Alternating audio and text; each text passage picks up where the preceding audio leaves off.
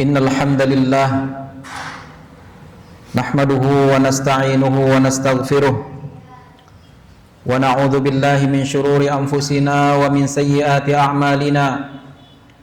May yahdihillahu fala mudhillalah wa may yudlil fala hadiyalah. Wa ashhadu an la ilaha illallah wahdahu la syarikalah wa ashhadu anna Muhammadan abduhu wa rasuluhu la nabiyya ba'dah. Ya ayyuhalladzina amanu taqullaha haqqa tuqatih wa la tamutunna illa wa antum muslimun.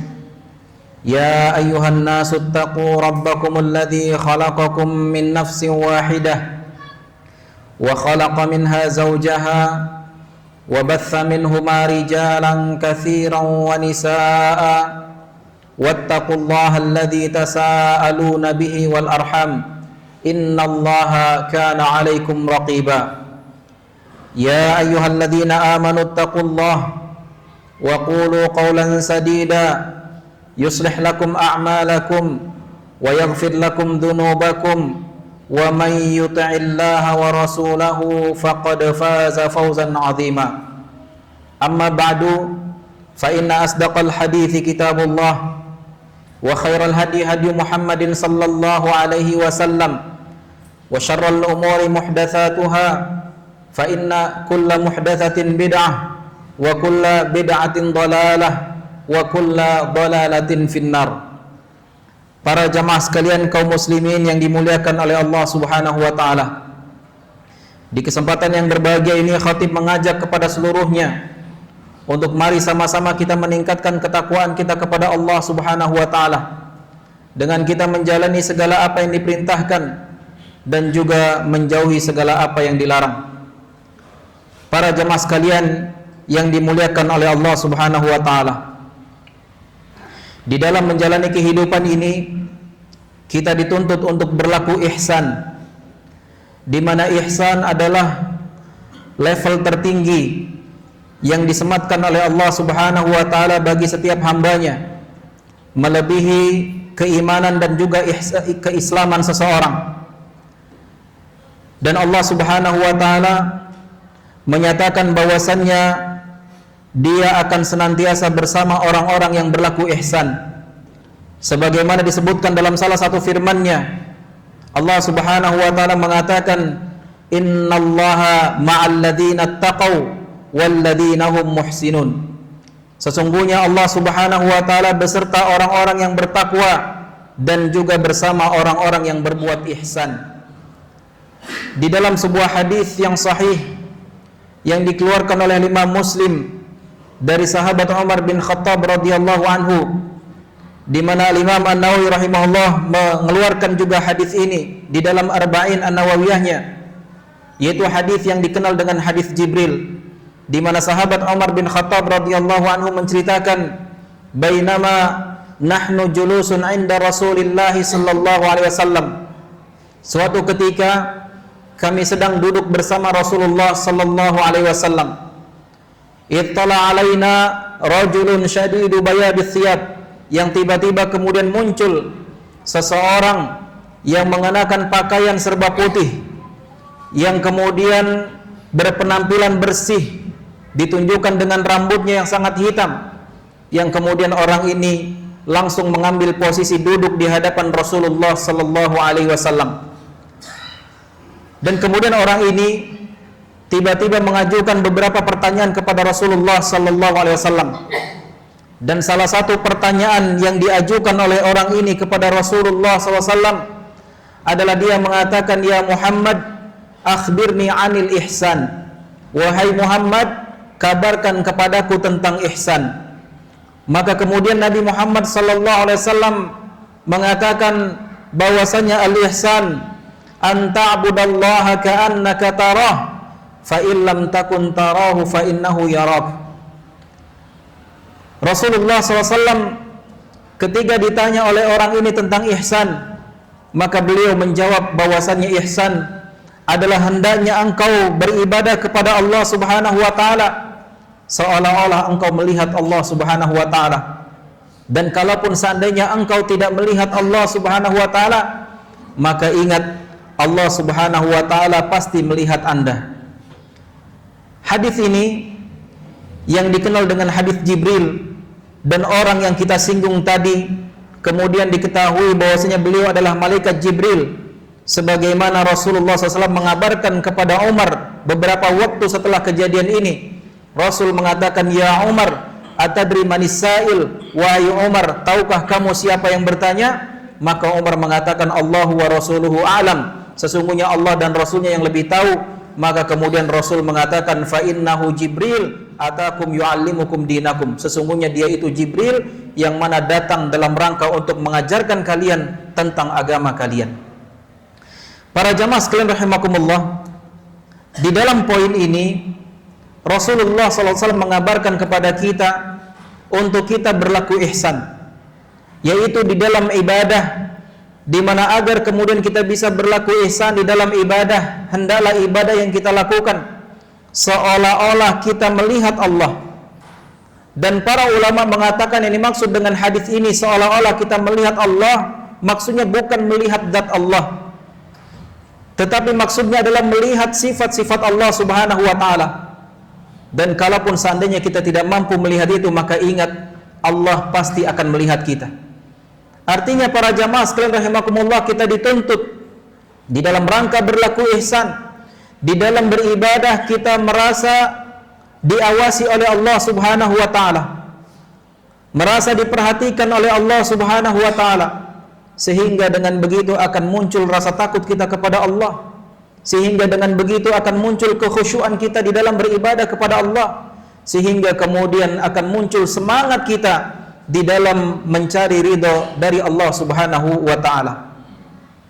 Kemudian para jamaah sekalian rahimakumullah, terkait tentang masalah ihsan ini, Syekh Muhammad bin Shalih Al-Utsaimin rahimahullah pernah menjelaskan di dalam salah satu syarah Arba'in An-Nawawiyah yang beliau jelaskan bahwasannya yang dimaksud dengan ihsan di sini salah satu maknanya adalah kalau seandainya ihsan yang berkaitan dengan Allah Subhanahu wa taala, maka artinya kita dituntut di dalam rangka beribadah kepada Allah harus dilandasi dengan keikhlasan dan juga mengikuti petunjuk Rasulullah sallallahu alaihi wasallam. Kenapa demikian? Karena banyak disebutkan dalam ayat dan juga hadis-hadis Rasulullah SAW di mana kita diperintahkan untuk berihsan, untuk berlaku ihsan di dalam kita beribadah. Salah satunya adalah firman Allah Subhanahu wa taala yang mengatakan, "Alladzi khalaqal mauta wal hayata liyabluwakum ayyukum ahsanu amala." Dialah Allah Subhanahu wa taala yang telah menciptakan hidup dan mati, liyabluwakum ayyukum ahsanu amala, yaitu dalam rangka untuk menguji kalian siapa di antara kalian yang paling ihsan amalannya. Dan para tafsir mengatakan yang dimaksud dengan yang paling ihsan amalannya adalah akhlasuhum wa aswabuhum lisunnah, yaitu yang paling ikhlas dan paling mengikuti apa yang dicontohkan oleh Rasulullah sallallahu alaihi wasallam. Maka para jamaah sekalian rahimakumullah, di dalam rangka mewujudkan ihsan kita kepada Allah Subhanahu wa taala, maka perhatikan betul di dalam kita beribadah kepada Allah. Niatkan ikhlas kepada Allah di dalam beribadah. Perhatikan hati kita, tata lagi hati kita. Jangan sampai di sana ada bentuk kesyirikan. Jangan sampai ada dalam hati kita bentuk riya, sum'ah dan yang semisalnya. Karena keikhlasan adalah suatu kewajiban di mana Allah Subhanahu wa taala mengatakan, "Wa ma umiru illa liya'budullaha mukhlishina lahuddin." Dan tidaklah aku perintahkan kepada mereka dalam beribadah melainkan ikhlas karena Allah Subhanahu wa taala. Dan bahkan para jamaah sekalian rahimakumullah, orang-orang yang tidak berlaku ikhlas di dalam beribadah mendapatkan ancaman yang sangat serius dari Allah dan Rasulnya. Dan bahkan disebutkan di dalam salah satu hadis Rasulullah SAW mengatakan, "Inna awwalan nasi yuqda yaumal qiyamah." Sesungguhnya orang-orang yang paling pertama sekali akan dilemparkan oleh Allah ke dalam neraka jahanam adalah 3 golongan. Yang mana 3 golongan ini secara zahirnya mereka melakukan amalan yang terbaik, mereka melakukan amalan-amalan yang memiliki keutamaan sangat besar, tapi justru semua itu tidak menghantarkan mereka kepada surganya Allah. tapi justru menghantarkan kepada nerakanya Allah Subhanahu wa taala. Yaitu 3 golongan ini adalah mujahid, seorang yang berjuang, seorang yang berperang melawan orang-orang kafir. Yang kedua adalah seorang yang mendakwahkan Islam, seseorang yang mempelajari Al-Quran dan mengajarkannya. Dan yang ketiga adalah orang yang berinfak sedekah. Yang ketiga, amalan ini adalah amalan yang sangat besar keutamaannya, tapi kemudian justru amalan-amalan terbaik itu menggiring mereka untuk dilemparkan ke dalam neraka jahanam. Apa sebabnya? Sebabnya adalah karena mereka tidak menyertakan keikhlasan di dalam beramal. Mereka tidak berlaku ihsan kepada Allah, yaitu ikhlas di dalam beramal, sehingga amalan-amalan terbaik yang mereka lakukan justru menjadi bumerang bagi mereka semuanya. Dan kemudian juga para jamaah sekalian rahimakumullah, terkait masalah keikhlasan juga Allah Subhanahu wa taala menyatakan, wa qadimna ila ma 'amilu min 'amal faj'alnahu haba'an manthura. Pada hari kiamat nanti akan datang orang-orang ke hadapan Allah Subhanahu wa taala dengan membawa segudang amalan. Mereka membawa amalan yang begitu banyak, tapi Allah katakan faja'alnahu haba'an manthura. Kami jadikan amalan-amalan itu seperti debu yang berterbangan, tidak ada nilainya di sisi Allah Subhanahu wa taala. Dan ini terjadi karena mereka di dalam beramal, mereka tidak menyertakan ikhlas kepada Allah. Mereka tidak ihsan di dalam beramal, yaitu berlaku ikhlas kepada Allah Subhanahu wa taala. Kemudian juga para jamaah sekalian rahimakumullah, termasuk bagian ihsan kepada Allah adalah di dalam beramal kita harus selalu mencocokkan amalan kita sesuai dengan apa yang disyariatkan oleh Nabi Muhammad sallallahu alaihi wasallam. Kita semangat di dalam melakukan ibadah yang sesuai dengan syariat Nabi Muhammad sallallahu alaihi wasallam. Jika kita dapati ada sebagian dari kita yang kemudian mereka melakukan suatu amalan walaupun rajin di dalam melakukannya, tapi amalannya tidak bersesuaian dengan apa yang disyariatkan oleh Nabi Muhammad sallallahu alaihi wasallam, maka dia tidak berlaku ihsan kepada Allah Subhanahu wa taala, yaitu tidak bermutabaah, tidak mengikuti syariat Nabi Muhammad sallallahu alaihi wasallam. Padahal mengikuti syariat Nabi Muhammad sallallahu alaihi wasallam adalah suatu keharusan bagi kita semuanya, di mana banyak sekali dalam ayat dan juga hadis-hadis Rasulullah SAW yang memerintahkan kepada kita untuk berittiba, untuk mengikuti syariat Nabi Muhammad sallallahu alaihi wasallam. Di antaranya adalah Allah berfirman, "Atii'ullah wa atii'ur rasul." Taatlah kalian kepada Allah dan taatlah kalian kepada Rasul. Dalam ayat lain Allah mengatakan, "Wa ma atakumur rasulu fakhudhuh wa ma nahakum anhu fantahu." Apa-apa yang didatangkan oleh Rasul maka ikuti, dan apa-apa yang dilarang oleh Rasul maka tinggalkan. Dalam ayat lain Allah juga mengatakan, "Laqad kana lakum fi Rasulillahi uswatun hasanah." Sungguh telah ada pada diri Rasul contoh suri tauladan yang baik yang harus kita ikuti. Dan bahkan di dalam hadis Rasulullah SAW, Rasul memberikan ancaman yang sangat keras bagi mereka-mereka yang tidak mau mengikuti syariat Nabi Muhammad SAW, tidak mau mengikuti tata cara ibadah yang diajarkan oleh Rasulullah SAW.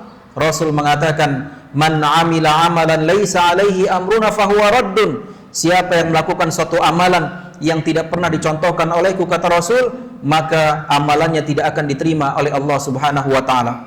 Bahkan dalam hadis lain Rasulullah SAW juga bersabda, "Iyyakum wa muhdatsatil umur." Jauhilah oleh kalian perkara-perkara yang baru di dalam agama. Jadi jangan kita berinovasi, jangan kita berkreasi dalam masalah agama, karena agama sudah sempurna. Cukup kita mengcopy paste dari apa yang diajarkan oleh Rasulullah sallallahu alaihi wasallam.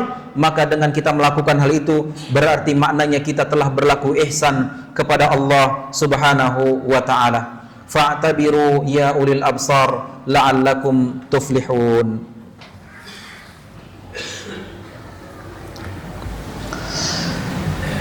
Innal hamdalillah wassalatu wassalamu ala Rasulillah wa ala alihi wa ashabihi wa mawalah. Asyhadu an la ilaha illallah wahdahu la syarikalah wa asyhadu anna Muhammadan abduhu wa rasuluhu la nabiyya ba'dah. Ya ayyuhalladzina amanu taqullaha haqqa tuqatih wa la tamutunna illa wa antum muslimun, amma ba'd. Para jamaah sekalian rahimakumullah. Dan kemudian Syekh Muhammad bin Shalih Al-Utsaimin rahimahullah juga menjelaskan bahwa mana ihsan kalau berkaitan dengan makhluk adalah di mana kita diperintahkan untuk berlaku baik kepada sesama. Kita saling membantu, menolong saudara-saudara kita, baik dengan harta kita, dengan tenaga, dengan apa yang kita punya. Kita perhatikan kanan kiri kita. Jangan sampai kita dapati saudara-saudara kita ya sampai kemudian mereka kesulitan, sedangkan kita ada di sekitar mereka dalam kondisi berlimpah. Di dalam sebuah hadis Rasulullah SAW mengatakan, "Wallahu fi auni al-'abdi ma kana al-'abdu fi auni akhihi." Bahwasanya Allah Subhanahu wa taala akan senantiasa menolong seorang hamba selagi hamba itu mau menolong saudaranya. Sehingga dituntut bagi kita untuk senantiasa berlaku ihsan kepada sesama makhluk, yaitu berlaku baik kepada mereka dengan akhlak yang baik, dengan kemudian membantu secara materi dan lain sebagainya. Dan ini adalah juga salah satu makna dari ihsan sebagaimana yang disebutkan oleh Syekh Muhammad bin Shalih Al-Utsaimin rahimahullahu taala. Mudah-mudahan para jamaah sekalian rahimakumullah, kita semua diberikan kemudahan di dalam berlaku ihsan, dan ingat bahwasannya yang dituntut oleh Allah dan Rasulnya bagi kita semuanya adalah untuk bisa berlaku ihsan di dalam beramal. Mereka tidak memprioritaskan untuk banyaknya amalan, tapi harus prioritas ihsan amalan dulu. Makanya dalam ayat yang di awal kita bacakan tadi, di mana Allah Subhanahu wa taala mengatakan liyabluwakum ayyukum ahsanu amala, di mana Allah katakan dalam rangka menguji kalian siapa di antara kalian yang paling ihsan amalannya, yang paling baik amalannya. Allah tidak mengatakan siapa di antara kalian yang paling banyak amalannya. Karena para jamaah sekalian rahimakumullah, banyaknya amalan kalau tidak disertai dengan ihsan, yaitu ikhlas dan mengikuti petunjuk Rasulullah SAW, maka amalan yang dilakukan akan menjadi sia-sia. Sebagaimana Allah Subhanahu wa taala mengatakan, amilatun nasibah tasla naron hamiyah. Akan ada orang-orang ketika di dunianya mereka rajin beramal, mungkin mereka puasa setiap hari, mungkin mereka setiap malam qiyamul lail, mungkin mereka sholatnya banyak, infaknya banyak, bahkan jihad, bahkan haji dan umrah. Tapi kemudian sampai mereka lelah di dalam beramal, tapi kemudian di akhirat justru mereka dilemparkan ke dalam neraka jahanam. Kenapa? Karena sebab mereka tidak ihsan di dalam beramal. Mereka hanya fokus terhadap banyaknya amalan, ya mereka fokus terhadap kuantitas amalan, tetapi lupa terhadap kualitas amalan, yaitu beribadah dengan menghadirkan ikhlas kepada Allah dan juga mengikuti petunjuk Rasulullah SAW, yang ini adalah bagian dari ihsan kepada Allah Subhanahu wa ta'ala. Dan bahkan para ulama mengatakan menjadi salah satu tanda bersihnya dan juga selamatnya hati seseorang adalah di mana dia lebih memperhatikan untuk terus memperbaiki amalannya dibandingkan memperbanyak amalannya. Tetapi tentu kalau ditanya mana yang lebih baik, yang lebih baik tentu kita melakukan amal ibadah yang banyak juga sekaligus diiringi dengan yang paling ihsan kepada Allah Subhanahu wa taala. Semoga kita semua diberikan taufik oleh Allah Subhanahu wa taala untuk bisa berlaku ihsan di dalam beribadah, sehingga kemudian kita termasuk orang-orang yang dibersamai oleh Allah Subhanahu wa taala dan yang dicintai oleh Allah Subhanahu wa taala. Innallaha wa malaikatahu yusholluna 'alan nabi ya ayyuhalladzina amanu shallu 'alaihi wa sallimu taslima. Allahumma shalli 'ala Muhammad wa 'ala ali Muhammad kama shallaita 'ala Ibrahim wa 'ala ali Ibrahim innaka Hamidum Majid. Wa barik 'ala Muhammad wa 'ala ali Muhammad kama barakta 'ala Ibrahim wa 'ala ali Ibrahim innaka Hamidum Majid. Allahumma ighfir lil muslimina wal muslimat wal mu'minina wal mu'minat al ahya'i minhum wal amwat innaka sami'un qaribun mujibud da'wat ya qadiyal hajat. Allahumma arinal haqqa haqqan warzuqna ittiba'ah wa arinal batila batilan warzuqna ijtinabah. Allahumma inna na'udzubika minal hammi wal hazan wa na'udzubika minal ajzi wal kasal wa na'udzubika minal jubni wal bukhl wa na'udzubika min ghalabatid daini wa qahrir rijal. Rabbana hab lana min azwajina wa dhurriyyatina qurrata a'yun waj'alna lil muttaqina imama. Allahumma aslih ulata umurina, Allahumma waffiqhum lima fihi salahul islami wal muslimin. Allahumma a'inhum alal qiyami bimahamihim kama amartahum ya rabbal alamin. Allahumma ab'id anhum bitanatas su'i wal mufsidin wa qarrib ilaihim ahlal khairi wan nasihina ya rabbal alamin. Allahumma aslih ulata umuril muslimina fi kulli makan. Allahumma ja'al akhira kalamina minad dunya la ilaha illallah. Allahumma ja'al akhira kalamina minad dunya la ilaha illallah. Allahumma ij'al akhir kalamina minad dunya la ilaha illallah. Rabbana atina fid dunya hasanah wa fil akhirati hasanah wa qina adzabannar. Subhana rabbika rabbil izzati amma yasifun wa salamun alal mursalin walhamdulillahi rabbil alamin. Aqimus salat.